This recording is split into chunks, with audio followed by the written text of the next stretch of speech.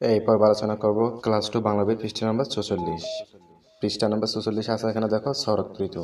এটি হচ্ছে শরৎ, আর এটি হচ্ছে শরৎ ঋতুর দৃশ্য। এখানে বলতেছে দেখো, ভাদ্র ও আশ্বিন মিলে শরৎ ঋতু, অর্থাৎ ভাদ্র ও আশ্বিন মাস মিলে শরৎ ঋতু। এই ঋতুতে আকাশ নীল থাকে। আমরা দেখো এই ছবিতে আকাশ নীল দেখতে পাচ্ছি। এরপর এখানে আছে দেখো, আকাশে বেশ এবারে তুলার মতো সাদা মেঘ। আকাশে আমরা সাদা মেঘ দেখতে পাচ্ছি দেখো। এরপর এখানে আছে, নদীর ধারে কাশফুল ফুটে। এই যে আমরা এখানে দেখতে পাচ্ছি নদীর ধারে কাশফুল, এগুলো হচ্ছে কাশফুল। এরপর এখানে আছে হেমন্ত। এটি হচ্ছে হেমন্ত ঋতুর দৃশ্য। এখানে বলতেছে দেখো, এখানে আছে দেখো, কার্তিক ও অগ্রহায়ণ মাস নিয়ে হেমন্ত ঋতু। কোন কোন মাস নিয়ে? কার্তিক ও অগ্রহায়ণ মাস নিয়ে।